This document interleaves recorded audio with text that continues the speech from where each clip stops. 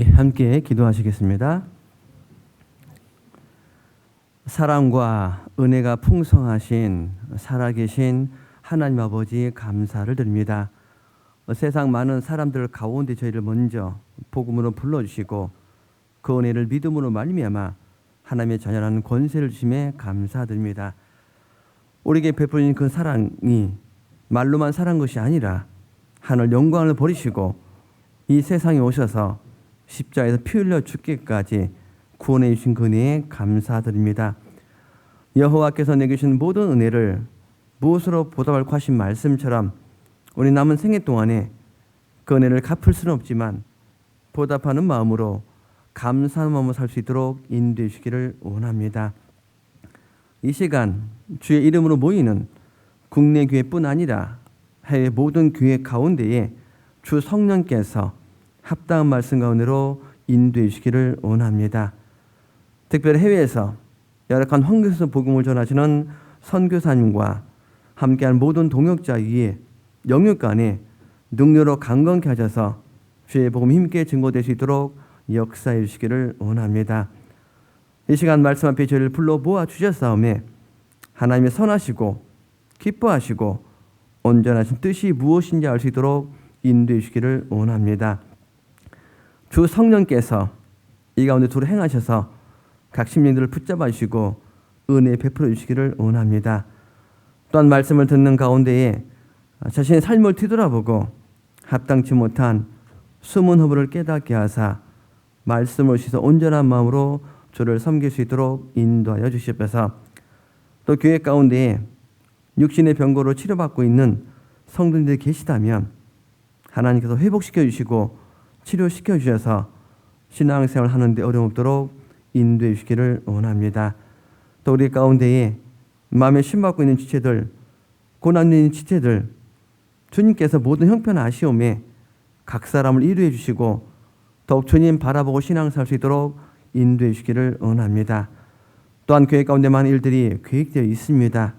특별히 복음 전하는 그 일에 주 성령께서 함께 하시는 가운데에 주의 복음이 힘있게 증거될 수 있도록 역사하여 주시옵소서. 오늘 모든 시종을 자비하신 주의 능력의 의탁을 드리며 우리를 한결같이 사랑하시는 예수님의 이름으로 감사하며 기도드립니다. 아멘. 성경 말씀 요한 복음 20장 19절부터 21절까지를 보시겠습니다. 요한복음 20장 19절부터 21절까지 신약성경 184페이지가 되겠습니다. 요한복음 20장 19절부터 21절까지 차였으면 같이 읽겠습니다. 이날 곧 안식 후 첫날 저녁 때에 제자들이 유대인들을 두려워하여 모인 곳에 문들을 닫았더니 예수께서 오사 가운데 서서 가라사대 너희에게 평강이 있을지어다. 이 말씀을 하시고 손과 옆구리를 보이시니 제자들이 주를 보고 기뻐하더라. 예수께서 또 가라사대 너희에게 평강이 있을지어다. 아버지께서 나를 보내신 것 같이 나도 너희를 보내노라. 자, 인사드렸습니다. 안녕하세요. 그동안 주 안에서 평안하셨습니까? 네. 경주 안강교회는 제가 8년 전에 당시 안강교회라는 이름이 있을 때에 주일날 말씀의 교제를 나눴던 기억이 있습니다. 우선 좌우측에 계신 분 좀 인사하시는데 아까 인사했지만 인사하시는데요. 인사말은 샬롬이라는 인사말 한번 해보겠습니다. 샬롬.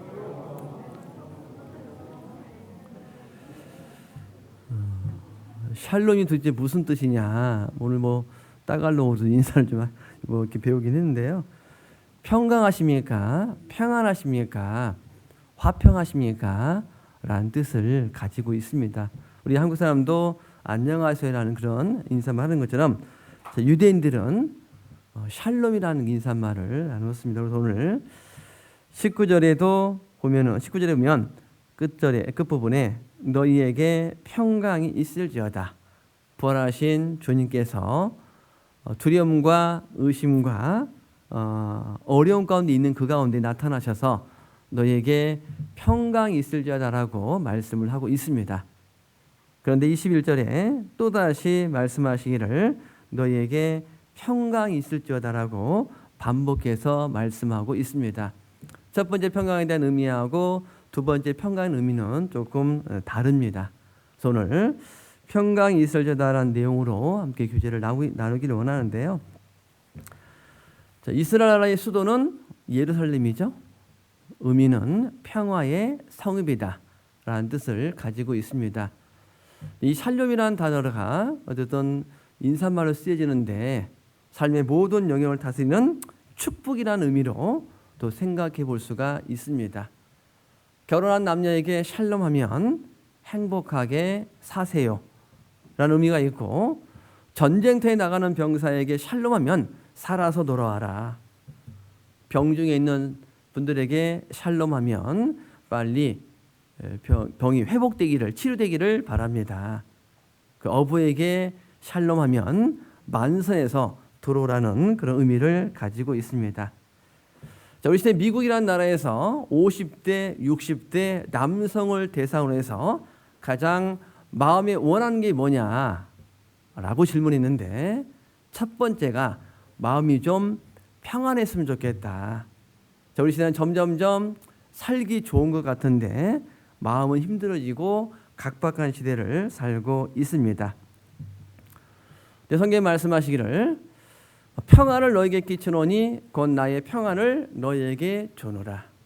내가 너에게 주는 것은 세상이 주는 것 같지 아니하니라 라고 말씀하십니다. 세상이 주는 어떤 글쎄 평강, 기쁨, 즐거우면 오래가지 못해요. 갑작스런 불행한 일을 통해서 사고를 통해서 언제 어떻게 무너질지 사실은 아무도 모릅니다. 성경에 있는 말씀처럼 대저 사람은 자기의 시기를 알지 못하나니 물고기가 재앙의 그물에 걸리고 새가 올무에 걸림과 같이 인생도 재앙의 날이 호련히 임하면 거기 걸리느니라. 잘 되는 것 같은데 갑작스러운 어려움 때문에 그런 평강들이 깨지는 것을 볼 수가 있습니다. 그 성경은 웃을 때에도 마음에 슬픔이 있고 즐거움의 끝에도 근심이 있다고 성경은 기록하고 있습니다. 네, 주님이 주시는 그 평강은 절대 없어지지 않고 설령 죽음이 올지라도 그것이 깨지지 않는 것이 주님이 주시는 평강이라고 우리에게 말씀하고 있어요. 물론 진정한 평강은 마음의 기쁨과 즐거움은 하나님을 만나야만이 거듭나야만이 구원받을 때 비로소 마음에 이루어집니다. 세상 사람들은 행복하기를 원합니다. 성공하기를 원해요.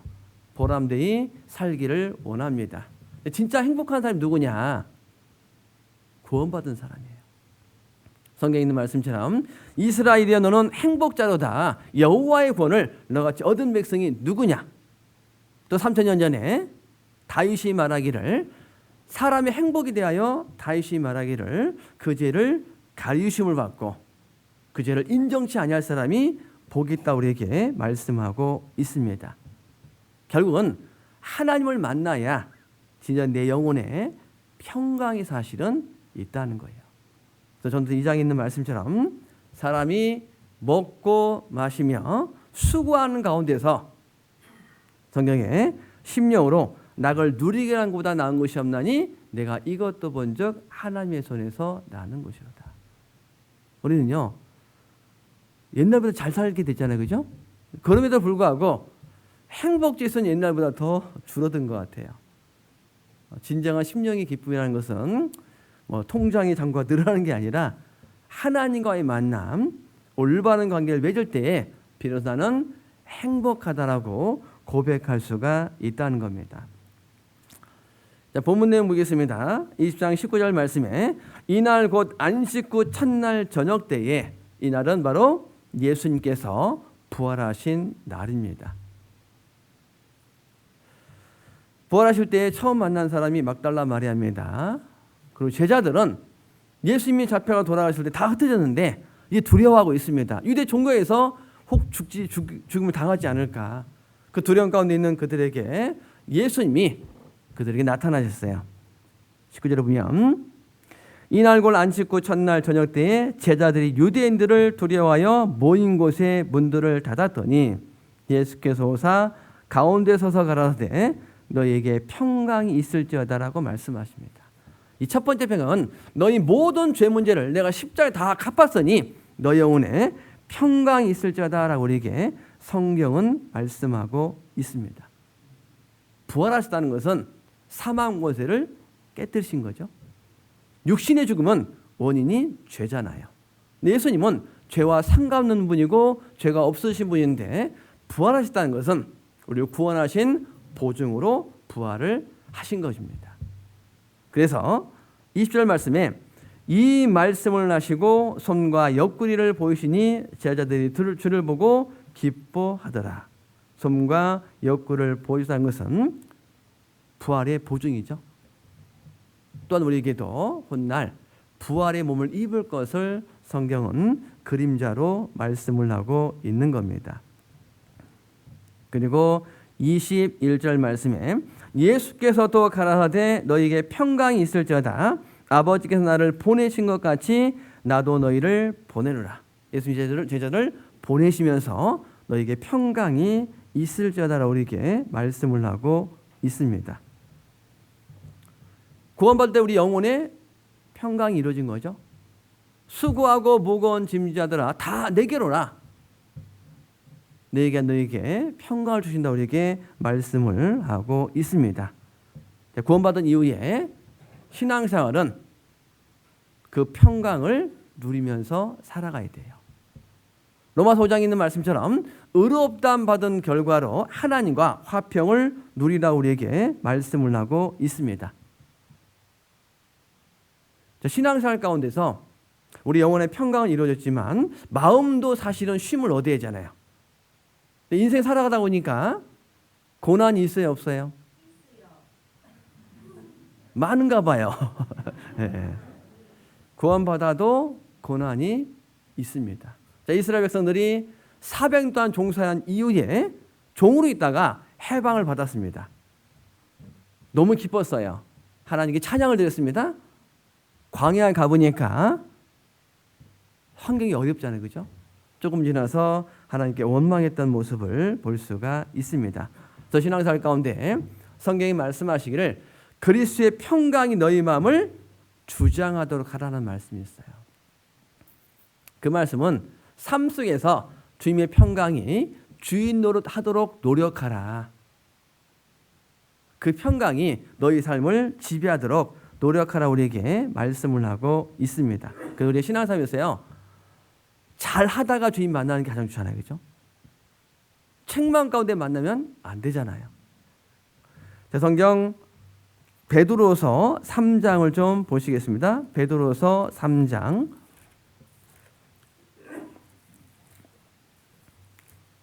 자, 베드로서 3장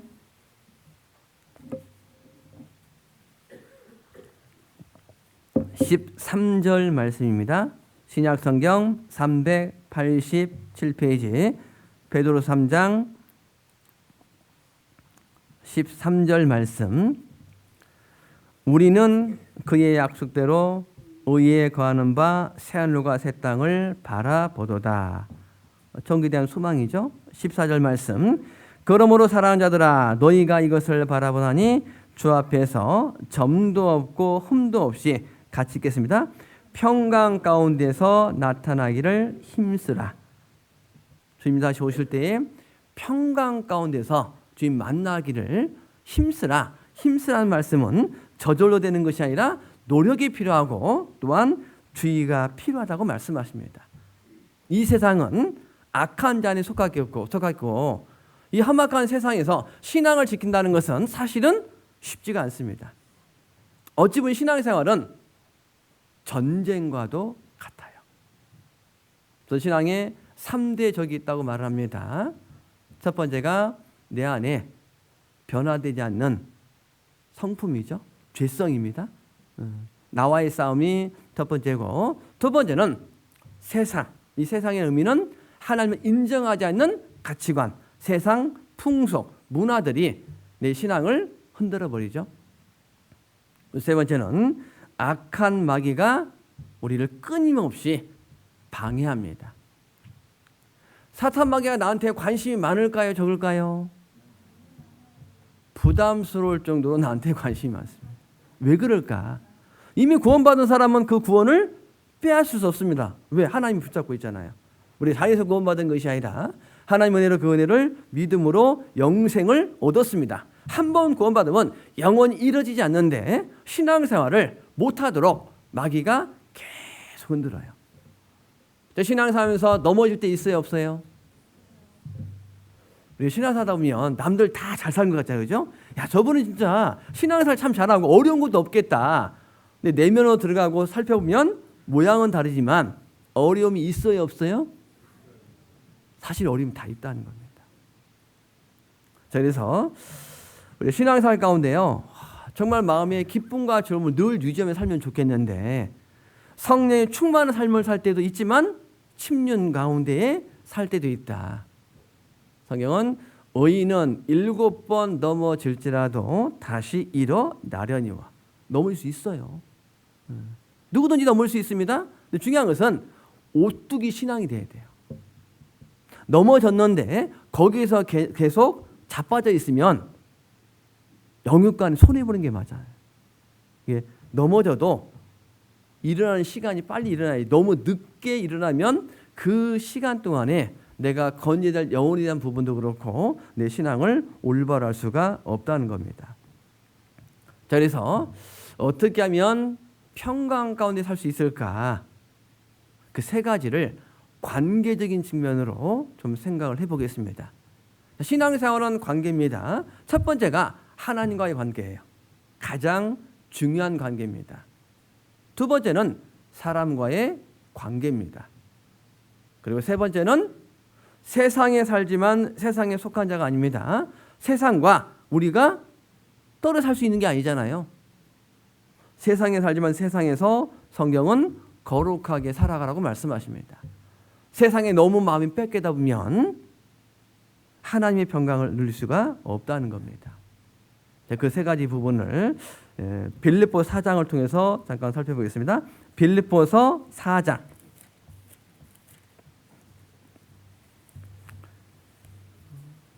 이 4장은 몇 번 찾을 거니까요. 띠를 잡아주시기 바랍니다.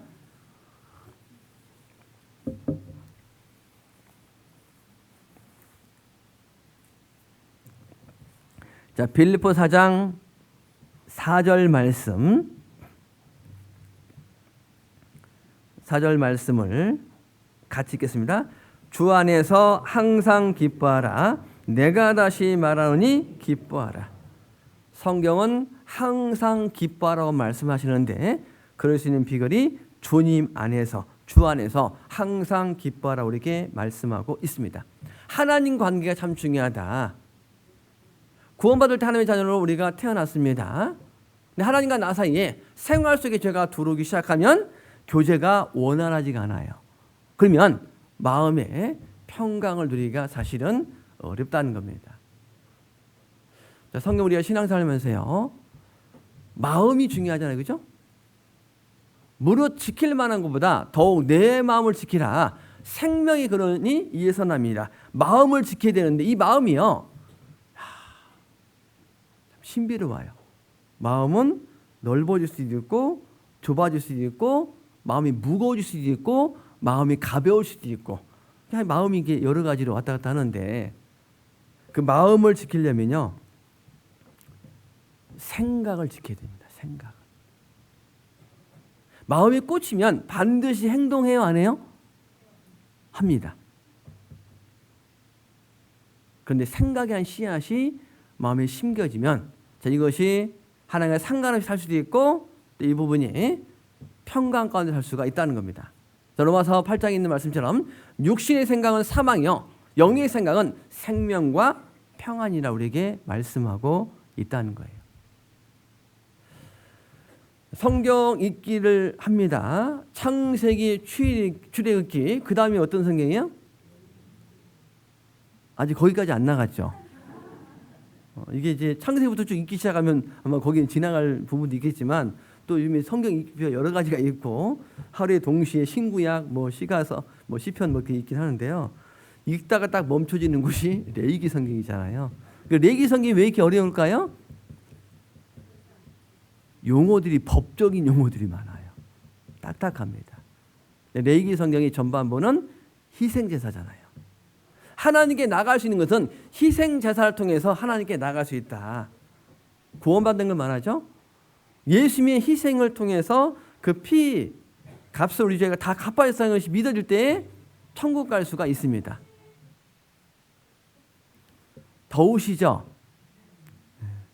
난방이 안 추우시면 꺼도 좋을 것 같아요. 저는 열기가 이렇게 올라오는 것 같아요. 이렇게 뜨거워가지고. 예. 그리고 레위기 성경의 하반부는 뭐냐면 구별에 대한 얘기를 하거든요. 우리날로 말하면 거룩한 생활. 이 뭐냐면 하나님과 동행하는 삶의 비결은 삶의 거룩한 생활이다. 죄를 멀리하는 생활이다. 자, 이스라엘 백성들이 우상을 섬긴 죄 때문에 사실은 많은 어려움을 겪었죠. 신앙생활 가운데 징계가 있습니다. 그 징계가 첫 번째 징계를 생각한다면 마음의 평강이 깨지는 게 징계예요. 하나님 이스라엘 백성들에게 너희가 말씀을 순종했다면 평강이 마음 가운데 강과 같았을 건데 불순종하니까 평강이 깨졌느니라. 첫 번째 하나님 관계 속에서 이 죄라는 부분들을 생각해 볼 수 있고요. 두 번째는 뭐냐면 2절 3절 보겠습니다. 2절 3절 2절 제가 읽겠습니다. 내가 유오디아를 권하고 순두개를 권하노니 주 안에서 같은 마음을 품으라. 이 2절을 통해서요, 인간 관계 속에서도 갈등과 어려움을 통해서 이 마음이 힘들 수 있겠구나. 신앙생활이 즐거워야 되는데 신앙생활 자체가 힘들 수 있겠구나. 사람이 살면서 스트레스 받아야 안 받아요? 근데 80% 이상은 사람 관계 속에서 스트레스를 받는다고 얘기를 합니다. 직장 생활합니다. 일이 힘든 것보다 직장 내 사람 관계 때문에 힘들어요. 뭐 직장 생활 하다 보면 시간 지나면 자연스럽게 익숙해지고 좋아질 수 있습니다. 여기도 보니까 빌립보 교회 안에 이 두 분의 실명을 거론했어요. 근데 누가 잘못해서 그런 내용은 없어요. 그런 것보다도 내가 유오디아를 권하고 순두개를 권하노니 주 안에서 같은 마음이 다른 거예요. 여기 유오디아와 순두개는 형제일까요, 자매일까요? 그리고 신앙생활 오래 하신 분일까요? 구원받은 지 얼마 안 되신 분일까요? 여기 3절 말씀을 보시겠습니다. 또 참으로 나와 멍에를 같이 한 자 네게 구하노니 복음에 나와 함께 힘쓰던 저 부녀들을 돕고 또한 글레멘도와 그 외에 같이 있겠습니다. 나의 동역자들을 도우라. 그 이름들이 생명책에 있느니라. 이 내용을 보면 자매님이에요. 그리고 사도 바울과 함께 복음의 신앙을 위해서 협력했던 동역자죠. 일꾼입니다. 교회는 완전하지 않습니다. 어려움이 없는 건 아니에요. 문제가 없는 건 아닙니다. 정도의 차이는 있지만 사실 어느 교회와도 다 있어요. 근데 보통 형제들이 시끄러워요? 자매들이 시끄러워요? 뭐 자매라고 얘기하면 또 기분 나빠할 수 있는데 꼭 그런 건 아닙니다. 어떤 때는 형제들이 시끄럽긴 해요. 근데 보편적으로 그렇다는 겁니다. 그리고 구원받고 얼마 안 되신 분들은요, 교회가 참 크게 보여요. 먼저 구원받으신 분들을 볼 때는 막 천사처럼 느껴져요. 근데 신앙을 하다 보니까 천사의 천사 아니에요? 천사가 아니에요. 예전에 이런 분이 있습니다. 구원받고 나니까 얼마나 잘 챙겨요. 요즘에 이제 한 분 구원받는 것도 어렵지만 그분 안착해서 막 신경 쓰잖아요. 그죠? 처음에는 잘 봉사는 안 시키잖아요. 그죠? 시간 지나서 봉사를 함께 합니다.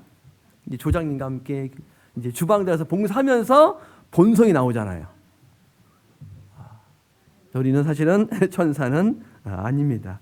자, 그래서 우리가 왜 그럴까? 이유는 잘하려고 하는 거예요. 열심히 하려고 하는 겁니다. 열심히 하다 보니까 부딪힐 수가 있잖아요. 그죠? 이게 틀린 건 아니에요. 다른 거예요. 그런 것 때문에 사실은 마음의 어려움을 겪기도 사실은 한다는 거예요. 그래서 교회 안에는 보통 세 부류 있다고 얘기를 해요. 첫 번째는 방관자, 아무 관심이 없어요. 교회가 전도가 되든지 안 되든지 누가 나오든지 관심 없는 분이 있고, 두 번째는 경쟁자 또는 감시자, 잘하나 못하나.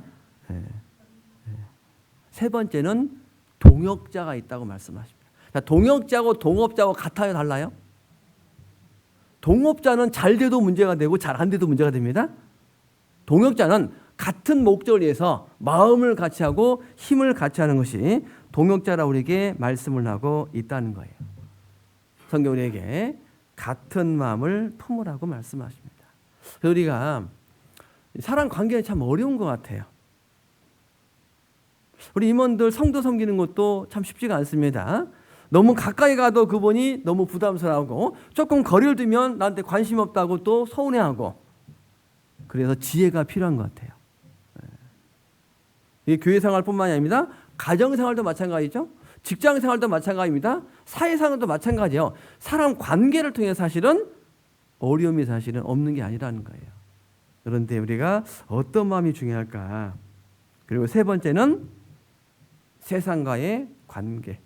세상에 살면서 여기 면 6절 보겠습니다. 6절에 아무것도 염려하지 말고 오직 모든 일에 기도와 간구로 너희 구할 것을 감사함으로 하나님께 아뢰라. 7절 말씀 가지겠습니다. 그리하면 모든 지각에 뛰어난 하나님의 평강이 그리스도 예수 안에서 너희 마음과 생각을 지키시리라. 성경에 보면 반복되는 내용이 그리하면 그런 말씀이 많잖아요. 그죠? 신앙생활 어찌 보면 그리하면이구나. 앞에 것을 내가 해야만이 하나님 뒤에 것을 약속해 주겠다고 말씀하시는구나. 구원받는 건 전적 하나님의 은혜로 우리가 믿음으로 구원을 받지만 신앙생활은 내 편에서 할 일은 해야 되지. 내 편에서 할 일을 아무것도 안 하고 하나님 왜 안 해주시냐. 올바른 모습은 아니구나. 너는 먼저 그의 나라와 그의 의를 구하라. 그리하면 이 모든 걸 너에게 더하시리라. 그리하면. 마태복음 6장 34절 그 말씀이 다른 번역본에 보니까 이렇게 표현되어 있습니다. 하늘 일을 추구하라. 그리하면 내가 땅의 건도 덤으로 주겠다. 여기 보면 6절에 아무것도 염려하지 말고 세상 염려가 탁 들어오면 하나님이 온데간데 없어요. 잘 안 보여요. 마치 안개 낀 곳을 운전하는 것과 똑같습니다. 기도하면 안개가 쫙 없어지는 것처럼 하나님이 보일 수밖에 없다는 겁니다.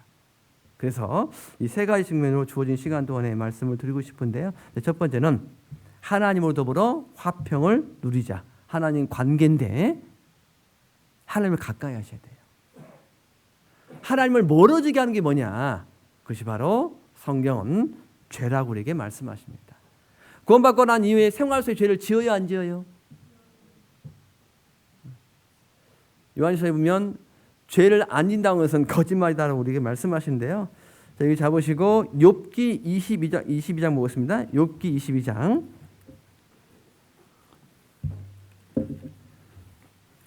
욥기 22장.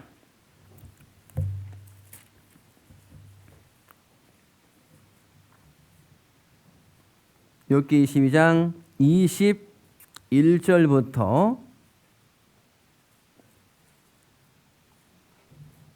구약성경 783페이지가 되어 있습니다. 구약성경 783페이지 욥기 22장 21절부터 제가 읽겠습니다. 너는 하나님과 화목하고 평안하라.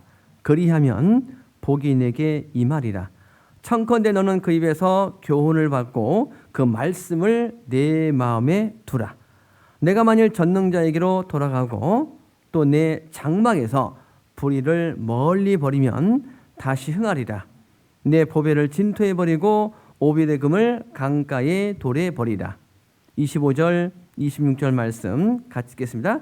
그리하면 전능자가 내 보배가 되시며 내게 귀한 은이 되시리니 이에 내가 전능자를 기뻐하여 하나님께로 얼굴을 들 것이라. 여기 보면요 21절에 너는 하나님과 화목하고 평안하라. 그리하면 복이 내게 임하리라. 그러면 하나님과 나 사이의 관계 속에서 하나님이 가장 우선이 되어야 됩니다. 내 마음의 보물이 하나님에 대해요. 근데 세상적인 것이 내 안에 보물로 들어오면 하나님과 나 사이의 관계가 교제가 잘 안 돼요. 그러면 평강을 누릴 수가 없다는 겁니다. 여기 24절에 내 보배를 진토에 버리고 오빌의 금을 강가에 돌에 버리라. 하나님의 더 귀하게 여기는 보물처럼 여기는 것, 그것을 버리라고 말씀하십니다. 그러면 전능자가 내 보배가 되시며 내게 귀한 은이 되시리라라고 말씀하세요. 이런 겁니다. 신앙생활에서 내 마음 중심에 하나님이 우선이 안 되면, 하나님과 멀어지면 무엇이 들으냐? 세상이 가까워져요. 그럼 자연스럽게 생활 속에서 죄 가운데 살 수밖에 사실은 없다는 겁니다. 우리 살면서 마음과 생각 속에서 생활 속에서 죄가 안 들어오는 게 아니에요. 그 죄에 대한 부분을 날마다 버리는 것이 신앙생활의 올바른 모습입니다. 근데 버리는데 23절 말씀에 내가 만일 전능자이기로 돌아가고 또 내 장막에서 불의를 버리면 다시 흥하리라. 뭐 하나 빠졌죠? 불의를 멀리 버리라고 말씀하세요. 가까이 놔두면 다시 그를 끌어당길 수가 사실은 있다는 겁니다. 신앙생활 작은 것들을 무시하면 안 됩니다. 그 작은 것들이 점점점 내 마음을 무너뜨린다는 거예요.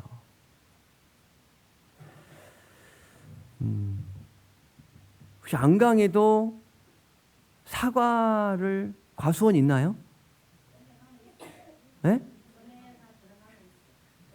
좀에 들어가면 있어요? 네. 그 안동 갔더니 안동에 사과가 나오더라고요. 네. 저는 안동 가면은 안 추울 줄 알았어요. 생각보다 춥더라고요. 겨울에는 춥고 여름에는 덥고 일교차가 좀 있어서 그런지 저희 성도 중에도 글쎄요 한 7,000평 정도 이렇게 사과 농장 하신 분이 계십니다. 어쨌든 우리가 그 열매를 맺으려면 이 꽃이라는 것이 어쨌든 중요하잖아요, 그죠? 성경면 아가서 2장에 포도원 허는 작은 여우를 잡으라. 우리의 포도원에 꽃이 피었음이니라. 열매 맺으려고 하려고 하니까 작은 여우가 다 그 포도원 안에서 돌아다니면서 이게 문제가 있으면 열매가 사실 안 맺히잖아요, 그죠? 우리 신앙생활 가운데 열매 맺는 신앙생활이 필요한데 작은 것들을 작은 죄의 모습을 버리지 않고 방치했다가 그게 쌓여서 결국은 신앙생활에 재미가 없구나, 즐겁지 않구나, 뜨겁지 않구나. 자, 신앙생활 사실은 정상적으로는 뜨거워져야 됩니다. 식어져 있다면 이게 정상적인 모습이 아니라는 거예요. 세상에도 그런 표현을 쓰는데 깨진 유리창의 이론인가요? 어떤 건물에 창문의 유리가 하나 깨졌습니다. 그걸 어쨌든 간에 관리하면서 이렇게 좀 바꿔야 하잖아요, 그죠? 근데 그걸 방치하면은 옆에 있는 유리도 깨져야 안 깨져요? 주변이 다 깨지고 나중에는 범죄의 온상이 사실은 될 수밖에 없다는 겁니다. 우리도 마찬가지입니다. 하나님과 나 사이에 하나님 더 크게 여기는 것을 순위를 뒤로 미뤄야 되고 하나님 보시기에 합당치 못한 것들을 버리는 게 필요하다. 그러려면 하나님의 마음이 내 마음을 주장해야 돼요. 그것이 뭐냐면 말씀이라는 겁니다. 여기 보면 22절 말씀입니다. 22절 말씀 같이 읽겠습니다. 천컨대 너는 그 입에서 교훈을 받고 그 말씀을 내 마음에 두라. 우리는 참 풍요 속에 삽니다. 말씀이 풍성하잖아요. 유튜브 들어가면 다양한 말씀 듣습니다. 조각 말씀도 있고 주일 말씀도 듣고 수요 말씀도 듣고 구역 모임, 조모임 때마다 모임 때마다 말씀을 듣습니다. 그런데 그 말씀이 내 것이 돼야 돼요. 마음이 들어와야 됩니다. 가끔 신앙생활 하다 보면 그렇습니다. 말씀을 아는 것 같은데 아는 것이 아니에요. 반복해서 제가 아는 걸 얘기했는데 좀 이해되셔요?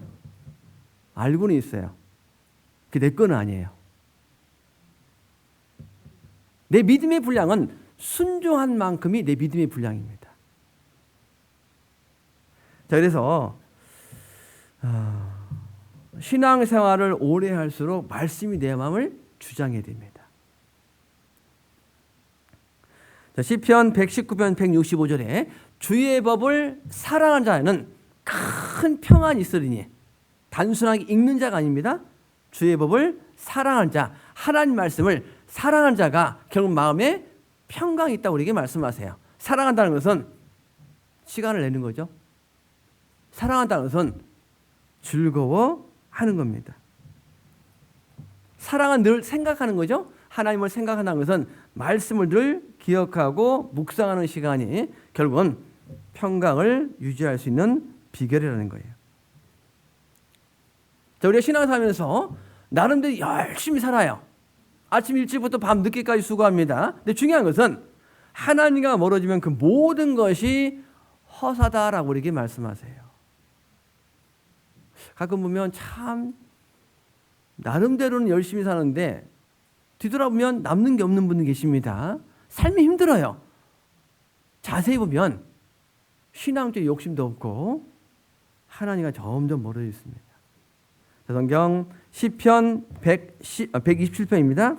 시편 127편입니다.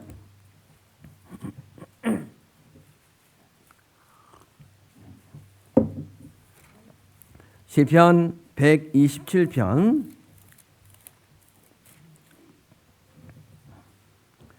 127편 1절 말씀입니다. 구약성경 890 시편 127편 1절 말씀 1절을 같이 읽겠습니다. 여호와께서 집을 세우지 아니하시면 세우는 자의 수고가 헛되며 여호와께서 성을 지키지 아니하시면 파수꾼의 경사함이 허사로다.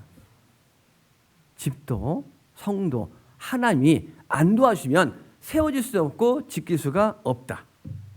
가정도 여호와께서 세우지 아니하시면 내가 아무리 애쓰고 수고해도 허사가 된다. 성도 마찬가지죠. 하나님이 성을 지키지 아니하시면 파수꾼의 경상함이 허사로다. 우리 삶의 중심에 하나님과의 관계가 얼마나 중요한지를 생각해 볼 수가 있습니다. 2절에 너희가 일찍 일어나고 늦게 노며 수고의 떡을 먹음이 헛되도다. 그러므로 여호와께서 같이 읽겠습니다. 그 사랑하신 자에게는 잠을 주시는다. 마음이 평안해야 사실 잠도 잘 오죠. 자, 그래서 우리 신앙생활이 이런 겁니다. 하나님 우리를 지으신 목적은 사랑의 작으로 지었어요. 하나님 관계 속에서 죄가 들으면 어쨌든 평강 하나님을 삶 속에 경험할 수가 없을 겁니다. 자, 아담과 하와는 완벽한 환경에서 살았어요. 에덴산이죠. 자, 그런데 아담과 하와가 범죄함으로 말미암아 세상에 죄가 들어왔고 하나님 관계가 깨졌고 땅은 저주받아 가시 엉겅퀴를 내었고 인생은 때부터 상처받은 인생을 살아가죠. 그러니까 이런 겁니다. 아담과 하와가 살았을 그 당시에 어려움이 뭐가 있었을까? 아담이 일해서 월급 받았어요? 안 받았어요? 안 받았습니다. 하와가 돈 때문에 걱정했어요? 안 했어요? 카드 때문에 걱정한 게 없었을 겁니다. 하와가 시어머니 때문에 고생한 게 있어요? 없어요? 자식 때문에 고생한 게 전혀 없습니다. 완벽한 환경인데 관계가 틀어졌죠? 이유가 뭐냐? 하나님 관계가 틀어진 거잖아요. 그죠? 죄가 들어오니까 관계가 사실은 틀어지는 겁니다. 처음엔 아담이 하와를 올 때 내 뼈 중에 뼈, 내 살 중에 살이다. 참 아름답다고 표현했잖아요. 그죠? 나중에는 누구 탓했어요? 하와 때문에 내가 이렇게 됐다고. 저희가요, 그 신앙을 살면서 기본에 충실해야만이 성장이 이루어집니다. 기본이 안 되면 이런 거예요. 감정에 대해서 왔다 갔다 해요. 근데 말씀이 나를 다스리면 환경이 바뀌어도 중심은 안 흔들려요.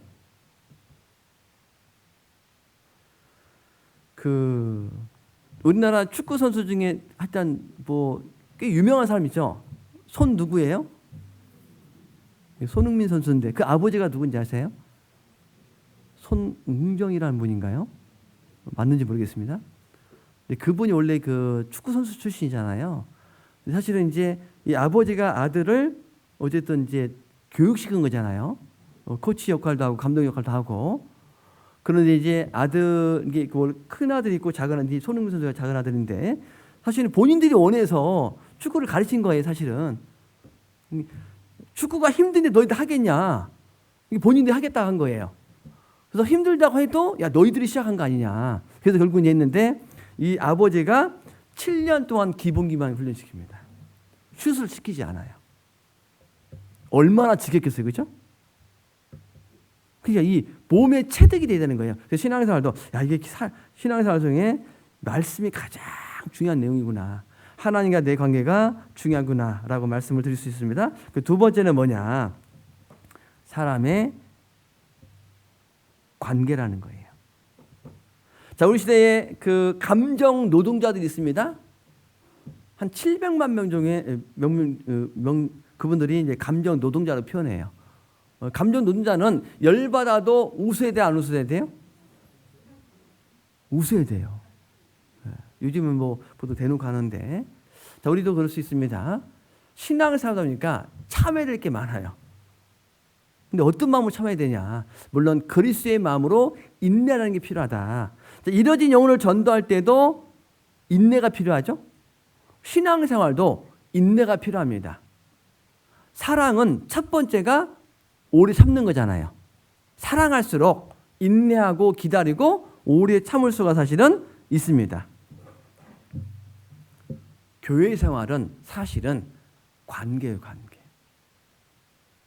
보이는 사람과의 관계라고 말씀을 드릴 수가 있습니다. 그래서 진실한 관계 속에서 사랑을 배우지 않는다면 교회에 출석할 수는 있지만 사실은 교회는 몰라요. 그러니까 이런 겁니다. 교회 안에 관계 속에 들어가야 돼요. 사랑도 서로 하는 거잖아요. 그렇죠?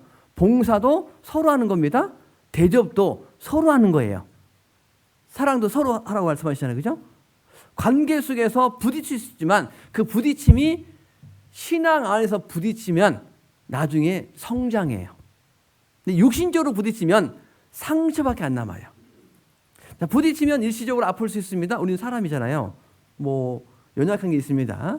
근데 그 부딪힘 속에서 주님을 바라보면 아, 내가 성장하고 있구나라는 것을 경험을 한다는 거예요. 자, 고난이 좋은 거예요, 안 좋은 거예요? 육신적으로는 이거 안 좋은 겁니다. 근데 신앙적으로는 고난이 반드시 필요해요. 고난을 통해 사실은 성장합니다. 로마서 5장에 보면 어려워받은 결과가 이제 즐겁다는 표현을 쓰거든요. 신앙생활 즐거운 거예요? 괴로운 거예요? 별로 안 즐거운가 봐요. 교회 오는 게 즐거워요? 안 즐거워요? 즐거워야 돼요. 어려움이 없다는 얘기 아니에요. 로마서 5장에 보면 한 세 가지 즐거워하는 말씀이 있는데 첫 번째는 하나님 영광을 바라보고 즐거워하라. 그 영광을 바라본다는 것은 하나님이 준비해 주신 것, 천국, 주님이 다시 오실 날을 어떤 사모하는 마음. 두 번째는 환난 중에도 즐거워하라는 말씀이 있습니다. 환난은 인내는 연단은 결국 소망으로 연결돼요. 그러니까 어려움이 있을 때에 점점점 내가 훈련되어지고 연단되면 결국은 그리스도를 닮아가요. 인격이 이렇게 점점 성장합니다. 그러려면 고난 중에 바라볼 거면 소망이라는 게 굉장히 중요합니다. 소망. 그 유대인 중에요. 2차 세계대전 때 그 수용소에서 어쨌든 이제 들어갔다가 이제 나온 사람이 있거든요. 그 사람은 이제 학자하고 의사였던 사람입니다. 이분이 자기가 언제 죽을지 모르잖아요. 근데 학자하고 의사다 보니까 이제 수용소에 있는 사람들이 이제 자기 어떤 연구 대상? 하여튼 공부하는 대상이 된 거예요. 보면서 보면, 야, 저 사람은 일주일 뒤에 죽을 것 같은데? 저 사람은 한 달 뒤에 죽을 거야. 어떻게 체크하냐? 소망을 잃어버리면 사람이 죽습니다. 예를 들면 이런 겁니다. 12월 25일 날 되면 우리는 여기서 해방될 거다라고 소망을 가졌습니다. 근데 그때가 돼도 나갈 기미가 안 보여요. 그때 딱 죽는 거예요. 그래서 이제 그 사람이 이제 빅테 플랭클이라는 사람이 쓴 책에 보면 아, 소망이라는 것이 삶의 목적이라는 것이 힘든 것을 이길 수 있는 힘이 되는구나. 그래서 우리가 신앙생활에서요 이런 겁니다. 훈련이 필요한 것 같아요.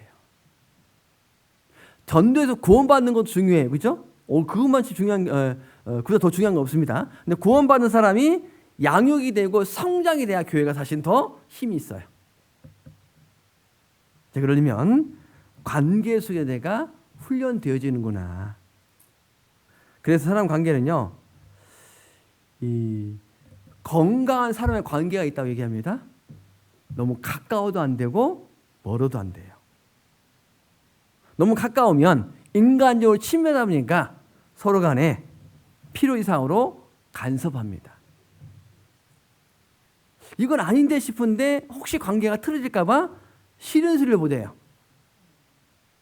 거리가 너무 멀면은 외로워요. 고독합니다.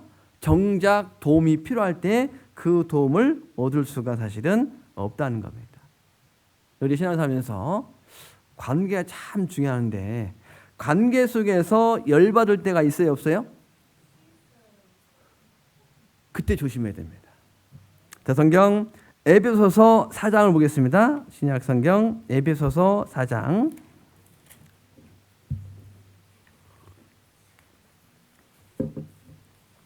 에베소서 4장 26절 말씀. 자, 26절 말씀. 신약 성경 314페이지가 되겠습니다. 자, 26절 말씀을 같이 읽겠습니다. 분을 내어도 죄를 지지 말며 해가 지도록 분을 품지 말고. 분을 내어도 이게 마음에서 분이 올라올 수는 있습니다. 중요한 것은 내 표정과 말로서 사실은 나가면 안 돼요. 인간 역사가 최초의 살인자가 가인입니다. 가인이 열받았잖아요. 분이 가득했습니다. 하나님께서 죄의 소원은 내게 있지만 너는 그것을 다스리라 라고 우리에게 말씀하고 계셔요. 성령의 9가지 열매가 첫 번째가 사랑입니다. 근데 마지막이 절제, 다스려야 된다. 짐승은 본성대로 살아갑니다. 근데 사람은 이성이 있기 때문에 이걸 다스리라 우리에게 하나님은 말씀하고 있다는 거예요. 자, 그래서 우리가요, 신앙을 살면서 가정에서, 직장에서, 교회에서 왜 관계 속에서 이게 분이 올라올까? 자, 신앙생활은 교회만이 전부가 아니잖아요, 그죠? 가정도 신앙생활이고 직장 사회생활도 사실은 신앙생활입니다. 자, 그 중에 왜 우리가 이런 어떤 분이 올라올까? 몇 가지 살펴보면 첫 번째가 잘못된 기대예요. 소식지 보니까 서로 기대하라는 내용이 있더라고요. 오해하시면 안 됩니다. 기대하지 말라는 말씀이 아니에요. 기대를 안 하면 아예 포기한다는 얘기잖아요, 그죠? 지나치게 잘못되게 자기 중심적으로 기대하지 말라. 관계 속에는 상대방 입장을 배려하는 게 필요하잖아요, 그죠? 이런 거예요. 내가 남에게 베푼 것은 마음에 둘 필요 없고 남이 나에게 베푼 것은 마음에 새게 됩니다. 근데 이걸 거꾸로 하면 안 되잖아요, 그죠? 남이 나한테 잘한 건 잊어버리고 내가 남한테 조금 해준 건 기억하면은 계속 기대하죠. 왜 저 사람 왜 나한테 이렇게 하지? 자, 어느 정도 기대는 필요합니다. 지나치게 잘못된 기대는 오히려 마음에서 분이 올라올 수 있겠구나. 대표로 성경에 하나님께 대놓고 성질 낸 사람이 있습니다. 성경 요나서 구약성경 1289페이지, 요나서 1289페이지, 구약성경 1289페이지입니다.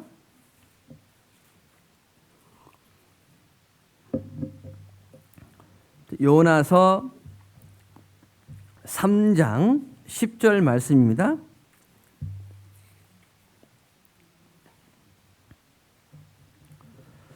자, 요나서 3장 10절 말씀.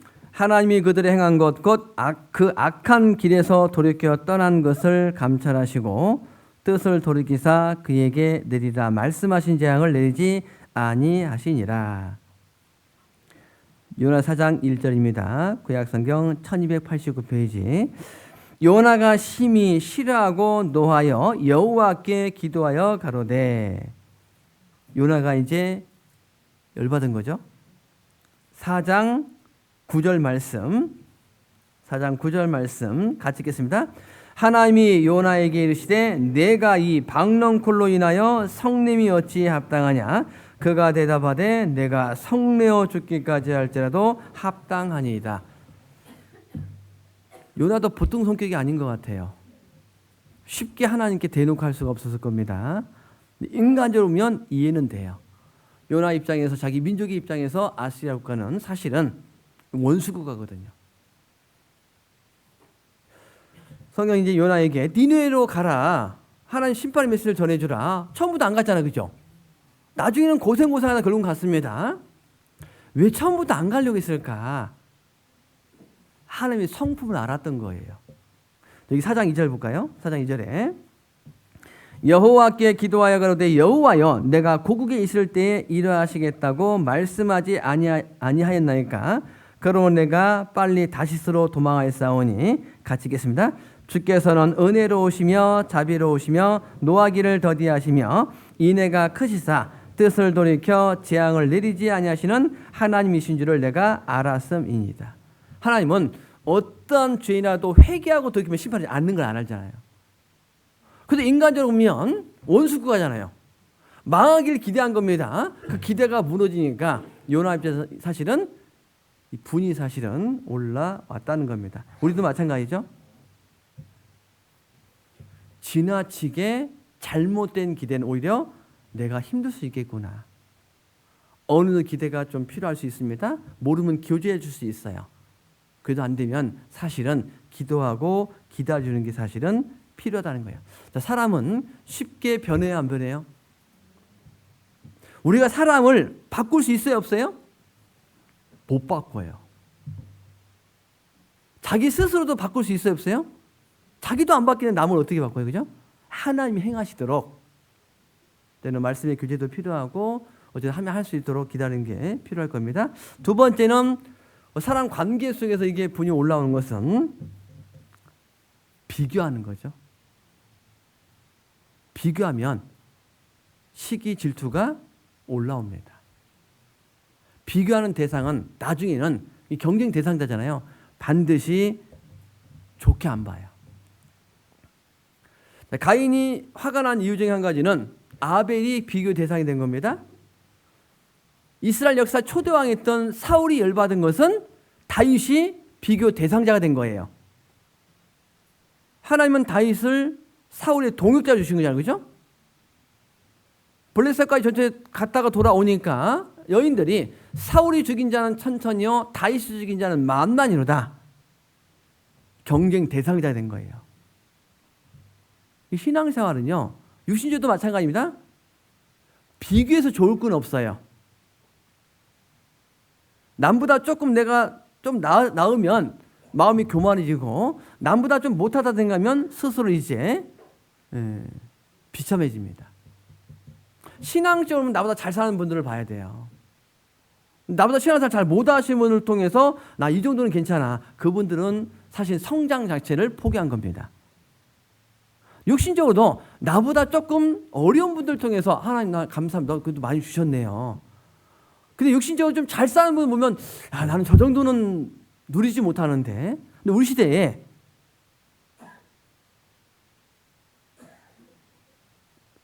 먹을 게 없어서 어쨌든 그 경제적으로 음식을 얻을 수 있는 그 힘들어서 어려워하는 분들은 없잖아요, 그죠? 남들보다 여가 생활을, 문화 생활을 조금 더 적게 하기 때문에 그 때문에 사실은 화가 나는 거지. 예전에 그 제주도 한번 설교를 한번 갔었는데요.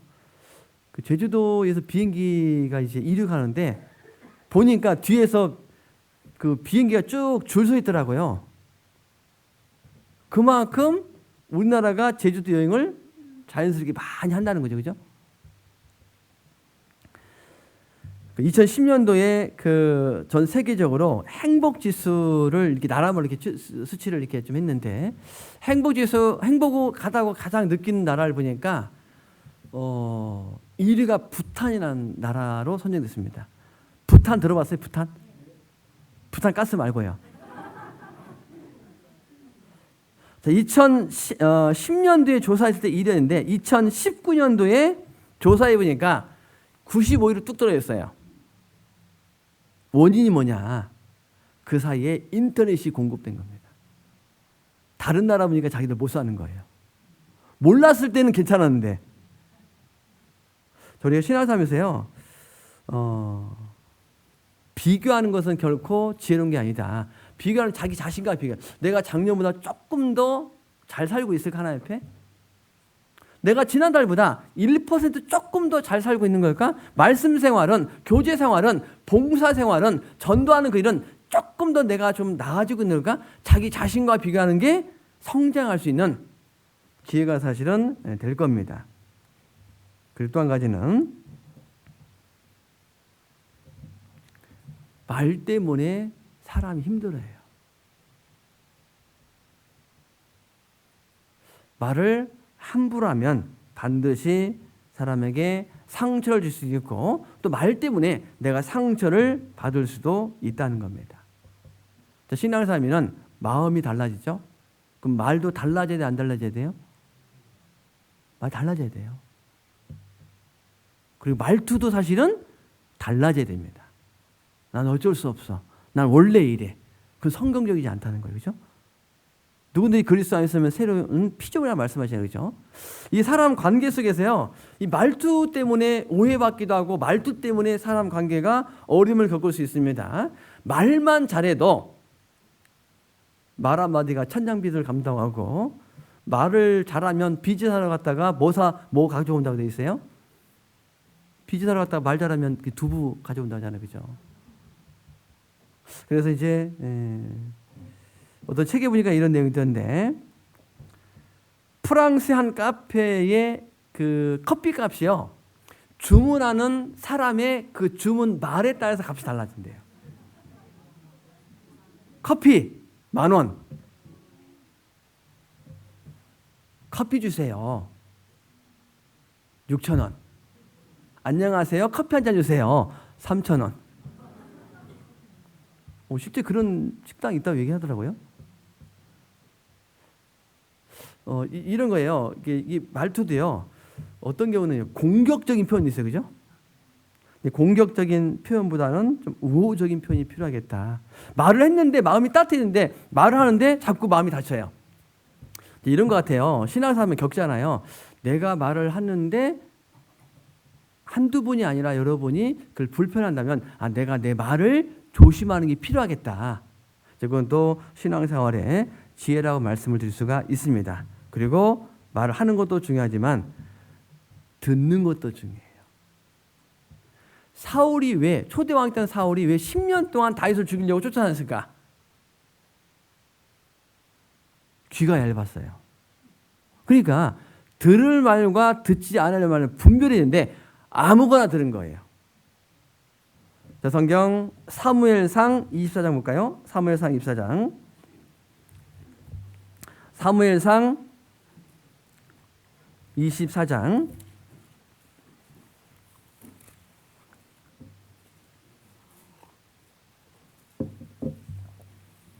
사무엘상 24장 8절 말씀입니다. 자, 24장 8절 말씀.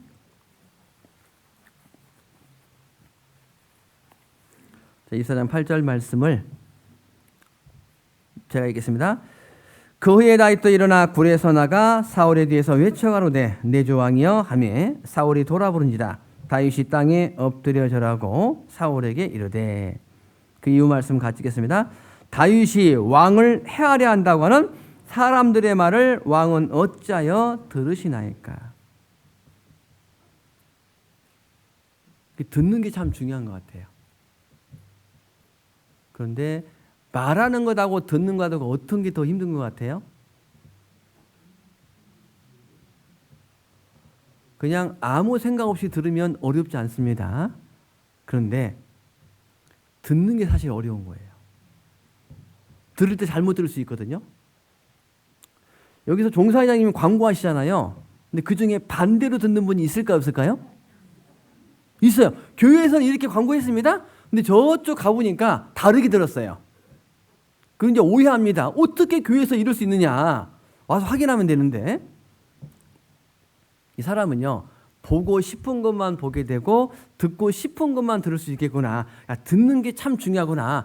저 하시는 분의 의도가 뭔지, 심중이 뭔지, 야, 이걸 잘 들으겠구나. 그 상담이 어려운 게 그거 같아요. 생활 상담하다 보면 그렇게 말씀 안 드렸거든요. 근데 반대로 듣고 가서 얘기하는 경우가 있습니다. 자, 그래서 야, 이게 참 듣는 것이 참 쉽지 않겠구나. 그래서 상담은 귀를 기울여야 되거든요. 잘 들어야 돼요. 예를 들면 이런 겁니다. 주변 사람들이 죽고 싶다고 얘기를 합니다. 그럼 이게 진짜 죽으려고 하는 건지, 죽고 싶을 정도로 힘들다고 얘기하는 건지, 그거 알기가 쉽지가 않잖아요. 그죠? 그러니까, 듣는 것을 잘 들으겠구나. 근데 말을 잘못 들으면 괜히 오해가 되고 문제가 되고, 어려움을 겪을 수가 사실 있는데, 근데 자기와 직접적인 문제가 아니면 굳이 그런 얘기를 들을 필요가 없어요. 근데 좋은 얘기보다는 사실 안 좋은 얘기를 더 많이 하거든요. 좋은 소식이 쭉 나가는 것보다는 안 좋은 소식이 더 빨리 퍼지거든요. 성경 우리에게 말씀하시기를 송사의 원교에 맞는 하는 말이 맞는 것 같지만 그 피고가 와서 밝히는, 이게 양쪽 얘기 안 들으면 정확하게 알기가 사실은 쉽지가 않다는 겁니다. 자, 그래서 어느 교회 갔더니 이런 글이 이게 좀 있었는데 좀 내용이 괜찮아 제가 좀 메모를 했는데요. 잠깐 제가 읽어드릴게요. 허물을 들을 때면 어디 가도 마찬가지죠. 사람이 사는 곳에는 허물을 듣는 경우가 있잖아요. 그죠? 누군가의 허물을 들을 때 그것이 비록 작을지라도 상처는 가시로 자라 나를 찌르게 됨을 알아 기도하게 하소서. 누군가의 허물을 들을 때 그 허물이 빌미가 되어 듣는 이에게 상처로 자라 넘어지게 함을 알아 옮기지 말게 하소서. 허물이 담긴 말을 들을 때 어떻게 대처하나 바라보시는 분이 계심을 알아 덮어주는 입을 주소서. 이게 듣는 것도 참 조심이겠구나. 뭐 내가 잘못 들을 수도 있잖아요. 그죠? 상대방이 심사숙고해서 얘기를 하면 나도 그렇게 들으면 되고, 그냥 가볍게 얘기하면 나도 가볍게 들으면 되고, 이걸 반대로 들으면 안 되잖아요. 그분은 지나가는 말을 했어요. 나는 깊이 생각해요. 어떤 분이 이제 이 사람마다 다른 것 같아요. 어떤 분은 언제 그거 합시다. 근데 그분은 그냥 하는 말이었어요. 나중에 보면 거기에 대해서 생각 안 합니다. 그래서 이게 사람을 겪다 보니까 그런 것도 좀 필요하겠구나. 잘 들어야겠구나. 신앙생활 우리가요 서로 다르다는 것들을 좀 생각을 하셔야 됩니다. 성경 베드로전서 2장 보겠습니다. 베드로전서 2장. 베드로전서 2장.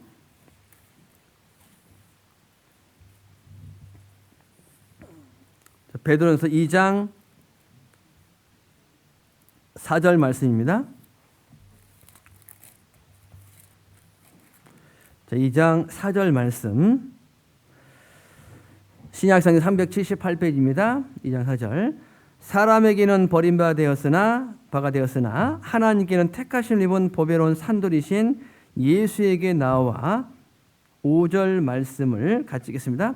너희도 산돌같이 신령한 집으로 세워지고 예수 그리스도로 말미암아 하나님이 기쁘시게 받으실 신령한 제사를 드릴 거룩한 제사장이 될지니라. 제 예수님은 보배로운 산돌이라고 말씀하시죠. 우리가 산돌이신 예수님을 만나면 죽은 돌에서 산돌로 바뀌어요. 생명을 얻게 됩니다. 근데 예수님은 다듬어질 필요가 없는 완벽한 돌이지만 우리는 다듬어질 필요가 있는 모난 돌이에요. 사실은요. 똑같은 게 아니잖아요. 그죠? 다 달라요. 어떤 때는 신앙사다 보면 이런 겁니다. 세상 사람 만나는 것보다 교회 생활에 사람 만나는 게 어려울 수도 있겠구나. 세상은요, 내가 만나기 싫으면 안 만나면 되잖아요. 그죠? 끊으면 되잖아요. 그죠? 물론 끊을 수 없는 일이 있으면 내가 직장 그만두면 당장 수입이 없으니까 힘들어도 직장을 나가야 되잖아요. 그죠? 신앙생활 믿음이 아니면 이게 참 끝까지 신앙생활이 쉽지 않겠구나. 그런데 우리는 다 모난 게 있습니다. 모난 게 서로 부딪힐 수밖에 없어요. 부딪혀야 깎여요. 깎여야만이 부들부들해집니다. 만약 내가 안 깎이면 나도 힘들고 다른 분도 힘들어요. 그러니까 신앙 안에서 부딪히면 이게 결국은 일시적으로 상처가 있을 수 있지만 이게 나를 다듬어져가는 하나님의 이끌으심이구나. 그걸 경험하게 됩니다. 자, 그래서 우리가 신앙을 살면서요. 다 다르구나. 우리 조화를 이루는 게 필요하구나. 같은 목적을 위해서 나아가는 게 필요하구나. 라고 말씀을 드릴 수 있습니다. 그리고 세 번째는 세상에 살면서 생활에 연명가 들어올 때는 성경은 우리에게 기도하라고 우리에게 말씀을 하고 있어요. 기도하면 하나님이 개입하신다고 말씀하세요. 왜 기도하라고 말씀했을까? 내가 할 수 없기 때문에 내 짐을 하나님께 맡겨버리라고 우리에게 말씀하시고 계시는 겁니다. 기도하지 않으면 내 힘으로 하는 거예요. 구약시대 이스라엘 백성들은 많은 전쟁이 있었습니다. 전쟁에 승리할 수 있는 키가 어디에 있냐? 하나님께 달린 거예요. 다윗은 전쟁을 할 때 하나님께 물어봤잖아요. 다윗이 할 때인 것은 여호와께 묻자와 가로되 범사의 그를 인정하는 삶을 살았습니다. 자, 성경 역대하 20장을 보겠습니다. 역대하 20장. 자, 역대하 20장 1절 말씀입니다. 역대하 20장 1절 말씀. 구약성경 680페이지입니다. 구약성경 680페이지 역대하 20장.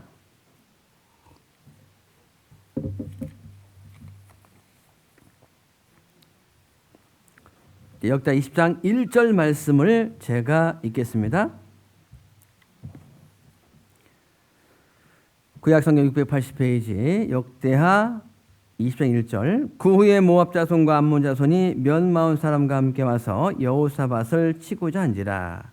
남유다의 네 번째 왕이었던 여호사밧, 당시 이제 주변에서 남녀를 침공해 옵니다. 2절 말씀입니다. 거기 와서 여호사밧에게 고하를 가르되 큰 무리가 바다 저편 아람에서 왕을 치러 오는데 이제 하사손 다말 곧 엔게디에 있나이다. 3절 말씀을 같이 읽겠습니다. 여호사밧이 두려워하여 여호와께로 낯을 향하여 간구하고 온 유다 백성에게 금식하라 공포하며. 이 왕이 첫 번째 했던 게 뭐냐? 여기 있는 말씀처럼 하나님께 향해서 기도하고 있죠. 12절 말씀은 제가 읽겠습니다. 12절 말씀. 우리 하나님이여 저희를 징벌하지 아니하시나이까 우리를 치러오는 이 큰 무리를 우리가 대적할 능력이 없고 어떻게 할 줄도 알지 못하고. 그 이후 말씀 같이 읽겠습니다. 오직 주만 바라보나이다 하고. 우리 신앙생활하면서 내 힘을 한번 해보죠. 안 되면 주변에 힘 있는 사람들 도와달라고 하죠. 끝에 가서 하나님 도와주세요. 가장 먼저는 오직 주만 바라볼지라. 전쟁은 생명에 관한 문제잖아요. 그렇죠? 하나님께 기도하지 않으면 이 전쟁은 남유다의 전쟁입니다. 하나님이 개입하시면 여호와의 전쟁이 되죠. 하나님이 개입하시면 무조건 이기도록 되어 있다는 거예요. 그래서 15절 말씀에 야시엘이 가로되 온 유다와 예루살렘 거민과 여호사밧 왕이여 들을지어다. 여호와께서 너에게 말씀하시기를 이 큰 무리로 인하여 두려워하거나 놀라지 말라. 같이 읽겠습니다. 이 전쟁이 너희에게 속한 것이 아니요 하나님께 속한 것이니라. 원래는 남유다의 전쟁인데 이제는 여호와의 전쟁. 하나님이 개입하셨죠. 기도하면 하나님이 개입하십니다. 아무것도 염려하지 말고 오직 모든 일에 기도와 간구로 너희 구할 것을 감사함으로 아뢰라. 앞서간 크리스찬 가운데 이 말씀을 좋아했던 인물 중에 하나가 조지 뮬러라는 사람이에요. 그는 5만 번 기도 응답 받았잖아요. 고아원들을 어쨌든 필요한 것을 해주는데 이 기도를 통해서 그날 필요한 것들을 공급을 받았다는 겁니다. 신앙생활 가운데 모양은 다르면 다 어려움이 있습니다. 힘든 것이 없는 게 아니에요. 나름대로 힘들고 어려운 인생을 살아가는데, 신앙생활을 사는데, 어떤 분들은 실족하고 그냥 쓰러지는 분이 계시고, 어떤 분은 일시적으로 요동될 수 있지만 잘 이겨내가고 어쨌든 성장하는 분이 계셔요. 그 차이점이 어디 있냐? 여호와께 기도하여 가로되, 묻자와 가로되. 기도하지 않으면 내 힘으로 살겠다는 거잖아요, 그죠? 기도하면 하나님의 도우심을 청하잖아요. 여호와는 온 땅을 두루 감찰하사 전심으로 자기를 찾는 자에게 능력을 주신다라고 말씀하세요. 하나님 능치 못할 일 없으시잖아요. 근데 누가 간절히 기도할까? 나의 연약함을 내가 할 수 없다는 걸 깨달을 때 간절한 기도가 있습니다. 그런데 내가 힘 있고 능력이 있으면 기도도 형식화될 수 있겠다라고 말씀을 드릴 수 있어요. 부활하신 예수님께서 너에게 평강이 있을지어다. 우리 영혼의 힘을 얻었습니다. 신앙생활 가운데 마음의 평강, 마음의 힘을 얻을 수 있는 비결이 가장 중요한 것은 하나님과의 관계예요. 그 관계가 틀어지면 사람 관계도 틀어지고 세상에서 자기 열심히 한다 할지라도 그 모든 것이 허사하고 하나님이 확 불어버려요.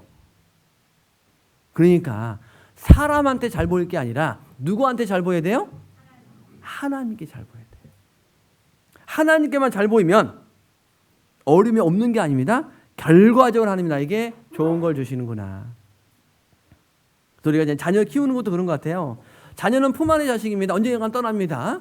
그 아이가 정말 잘 살 수 있는 비결은 그 아이가 하나님을 의지할 수 있도록 그 신앙을 심어주는 게 가장 중요한 것 같아요. 함께 기도하시겠습니다. 우리를 사랑하시는 하나님 아버지 감사를 드립니다.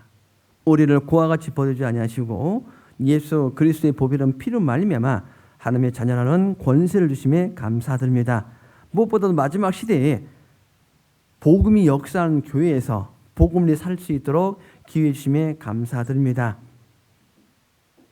이 지역에 많은 이뤄진 영혼들이 있습니다. 몸된 교회를 통해서 주의 복음이 힘있게 증거될 수 있도록 성령께서만 역사하여 주시옵소서. 담임 목사님을 중심으로 한 마음과 한 뜻으로 복음의 신앙에서 협력할 수 있도록 인도해 주시기를 원합니다. 이외의 모든 교제 주 성령께서 함께 하시기를 원하며 우리를 한결같이 사랑하시는 예수님의 이름으로 감사하며 기도드립니다. 아멘.